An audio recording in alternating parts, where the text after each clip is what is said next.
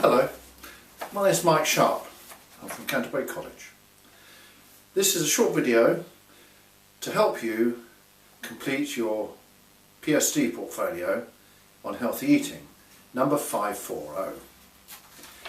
Now, the unit aim is to understand the importance of healthy eating and to maintain a diet which is healthy.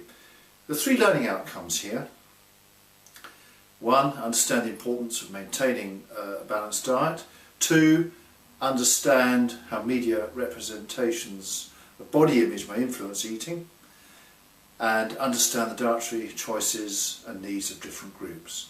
What I'll do, I'll go through the assignment page by page. Page 3. Describe why a balanced diet is important. Why is it important to maintain a healthy lifestyle? Think about things. You've got to have a balance of vitamins, protein, certain fats you need, carbohydrates and so on. So think about why a balanced diet is important and not eating just one thing all the time. Some of this is common sense. Identify the main food groups needed for optimum health. There's a good website that I'll give you. In fact, there are two good websites. First one, www.nhs.uk and www.5aday.nhs.uk. That's the number 5 a day. So they're very useful, and you'll find a lot of good information on there to help you complete this work.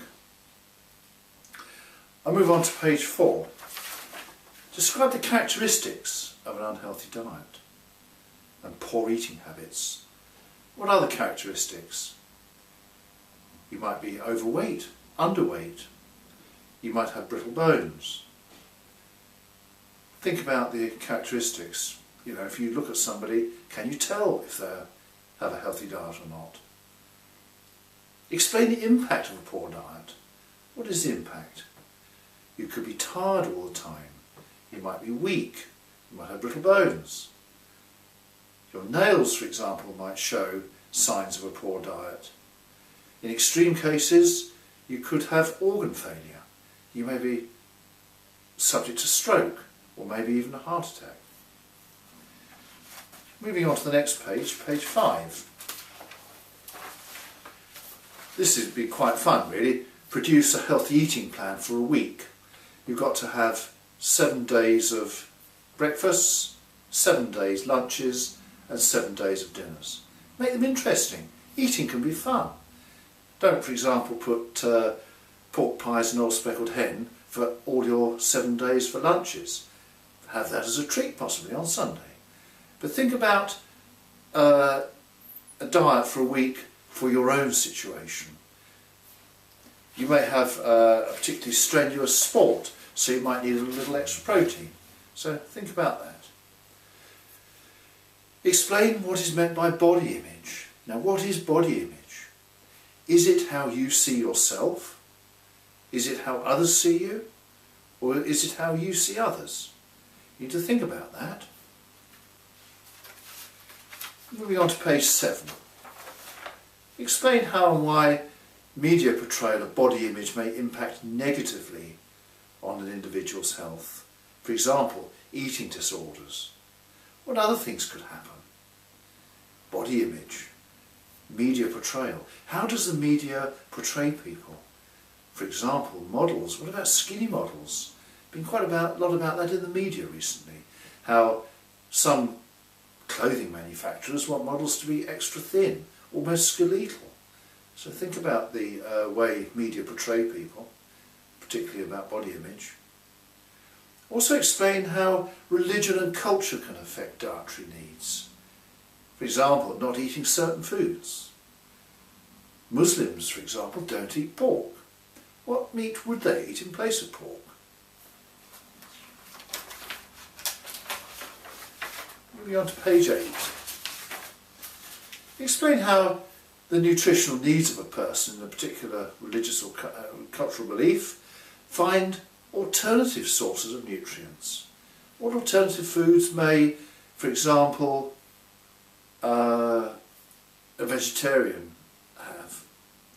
Or religious belief, what alternative foods would they have? Different types of meat, for example. You might not eat pork, but you might eat chicken or lamb. On the bottom of page 8 it says explain how certain factors may impact on dietary needs. We'd look at medical conditions to begin with. What certain things may you not be able to eat due to a medical condition. You might have a wheat intolerance, or you might be diabetic, for example. Age. What certain foods would you give a youngster that you may not give an older person? For example, would you give a 3-year-old a strong vindaloo curry? You probably wouldn't. I probably wouldn't eat a strong vindaloo curry either. What about gender? Pregnant women, for example. Would they have certain additional foods whilst in pregnancy?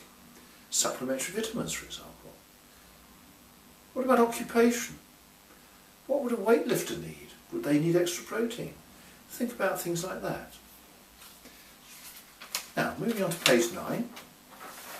This is quite fun, really. Produce a healthy eating plan for an individual with a specific dietary need. For example, could be a vegetarian, could be a fruitarian. Somebody may have a wheat intolerance, maybe a vegan. But think of a nice breakfast, a nice lunch, and a good dinner that perhaps one of those people would eat.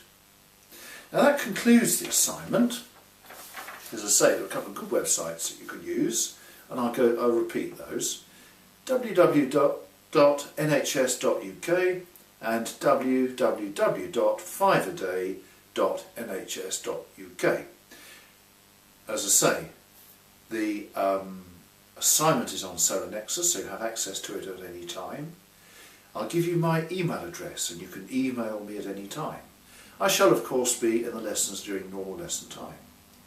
My email address is this: m.sharpe@cant-col.ac.uk. I'll just repeat that. m.sharpe@cant-col.ac.uk. And I'll also remind you that this assignment has to be completed by the 30th of April at the latest. If you have any problems, talk to me. Good luck with the completion of this work, and I look forward to receiving these assignments in the near future.